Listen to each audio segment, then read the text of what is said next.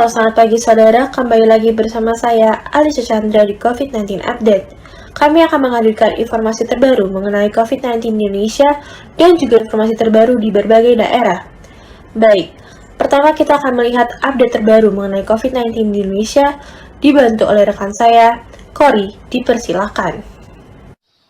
Oke, terima kasih Alicia dan bersama saya Cory Septia Eksanti. Saat ini saya akan memaparkan kondisi terkini dari persebaran COVID-19 di Indonesia. Oke, yang pertama saya akan menampilkan gambaran tentang jumlah pasien yang sembuh, pasien terkonfirmasi positif, dan pasien yang meninggal dunia. Untuk yang pertama, terdapat penambahan sebanyak 3.806 kasus baru terkonfirmasi positif corona, sehingga total kasus positif corona saat ini sebanyak 214.746 kasus. Sementara itu, terdapat penambahan sebanyak 2.240 kasus sembuh, sehingga total kasus pasien yang sembuh sebanyak 154.458 kasus. Dan yang terakhir, terdapat penambahan kasus pasien yang meninggal dunia sebanyak 106 kasus, sehingga saat ini total pasien yang telah meninggal dunia sebanyak 8.650 kasus. Oke, selanjutnya saya akan menampilkan peta persebaran dari COVID-19. Bisa kita lihat beberapa daerah masih tampak berada di zona merah, namun beberapa daerah lainnya sudah mulai berubah ke zona kuning dan zona hijau. Sementara itu, terdapat 3 daerah dengan penambahan kasus COVID-19 terbesar. Yang pertama ditempati oleh DKI Jakarta dengan penambahan kasus positif sebanyak 1.025 kasus, sehingga total pasien COVID di Jakarta saat ini sebanyak 52.840 kasus. Disusul oleh Provinsi Jawa Tengah dengan penambahan kasus 386 kasus. Dan yang terakhir disusul oleh Jawa Timur dengan penambahan COVID-19 sebanyak 384 kasus. Oke, untuk sesi terakhir terdapat, ada satu lagi. Daerah dengan kematian pasien tertinggi disusul oleh Jawa Timur juga, yaitu dengan 29 kasus pasien yang meninggal dunia. Saat ini sudah terdapat klaster-klaster baru penyebab COVID-19, di antaranya adalah klaster rumah makan atau klaster restoran, yang kedua adalah klaster perkantoran, dan yang ketiga adalah klaster acara pernikahan. Sekian dari saya dan saya akan kembalikan ke studio.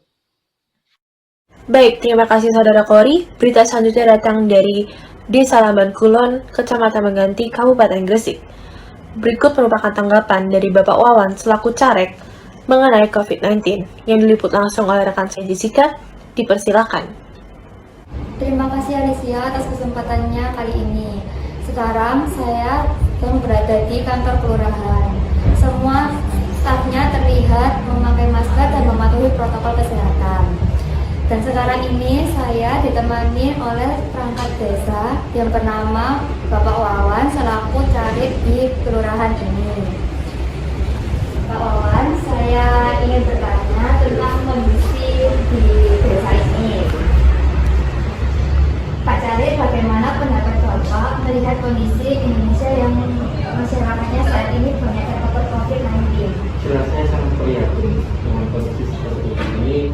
Jadi banyak warga juga yang kehilangan mata pencarian, sehingga membuat mereka juga kesulitan dalam memenuhi kebutuhan itu. Kemudian dengan adanya pandemi COVID-19 ini, apakah berpengaruh Pak untuk kegiatan yang biasanya diadakan? Kalau kegiatan yang diadakan di desa ini sangat berpengaruh. Kemarin yang apa yang kita kerjakan itu banyak yang terkait sama masalah ada pembatasan social distancing itu. Berarti seperti sedekah bumi, takbir akbar, terus ada 17 Agustus gitu. Iya, semuanya tertunda semua. Terus upaya apa yang dilakukan perangkat desa khususnya Pak Lurah dan Pak Caleg untuk menjaga warganya agar terhindar dari COVID-19? Kita menerapkan jam malam juga, terus kita terapkan satu pintu. Jadi desa ini kita awasi secara penuh, distancing-an untuk pencegahan melakukan penyemprotan secara berkala untuk disinfektan juga. Baik Pak, penjagaannya sangat ketat ya Pak ya? Sangat. Terus kemudian apa harapan Bapak ke depannya Pak? Harapan kita ke depan masyarakat akan tetap patuh menjaga protokol kesehatan agar pandemi ini segera berakhir. Terus ini ketegasannya untuk warga-warga yang biasanya nggak percaya dengan COVID itu Pak, nggak pakai masker itu gimana?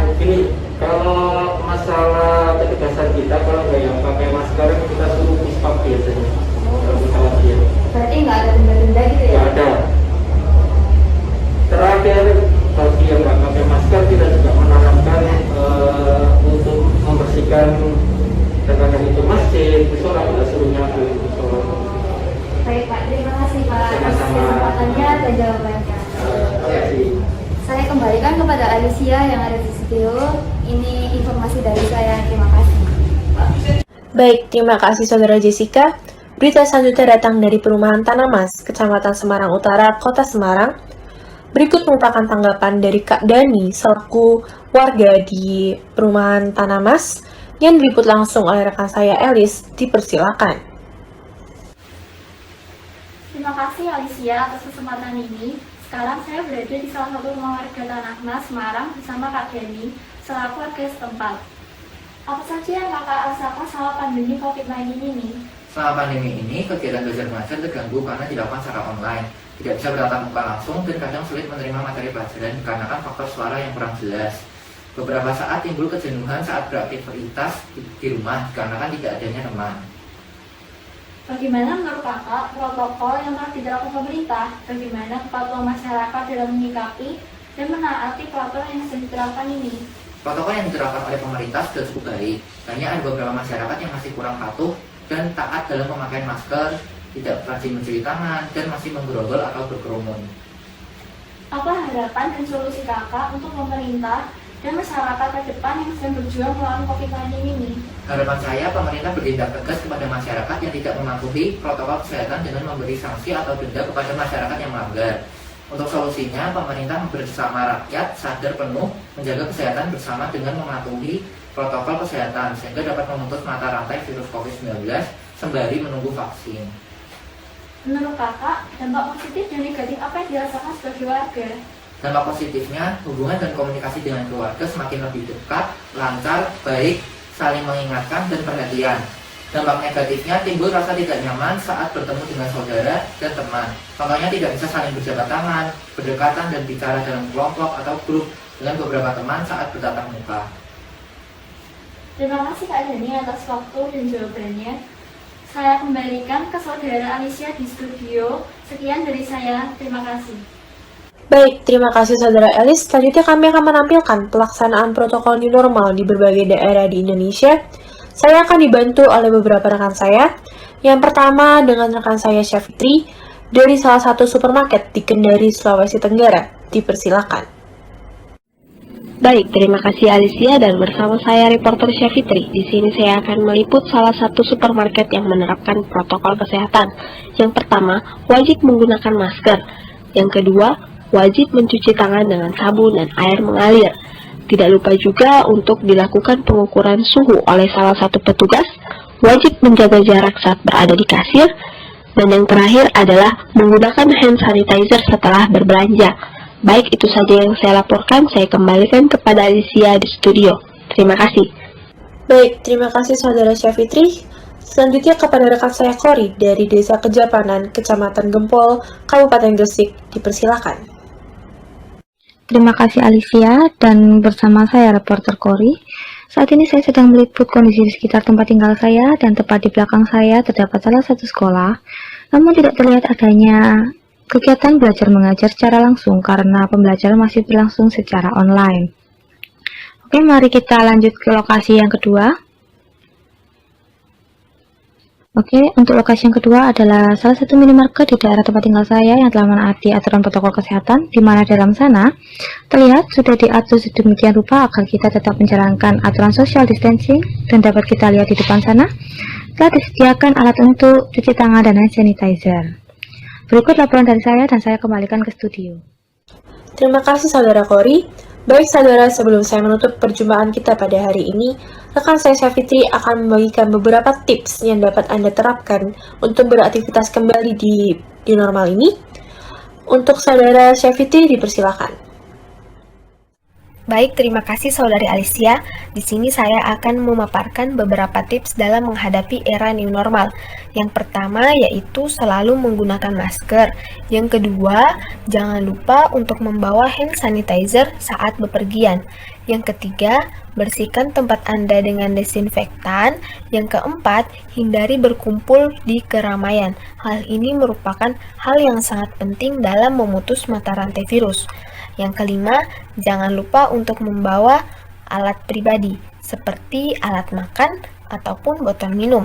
Yang keenam, menggunakan metode cashless saat berbelanja. Jika terpaksa menggunakan uang tunai, jangan lupa untuk membersihkan tangan Anda menggunakan sabun ataupun hand sanitizer setelah menyentuh uang tersebut. Dan yang terakhir adalah menerapkan pola hidup sehat, seperti pola tidur yang cukup dan makan makanan yang bergizi.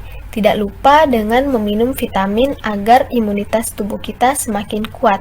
Mungkin itu saja, saya kembalikan kepada saudari Alicia di studio. Terima kasih Syafitri. Baik saudara, berikut COVID-19 update pada hari ini. Saya Alicia Chandra beserta kru pamit undur diri. Selamat pagi dan sampai jumpa.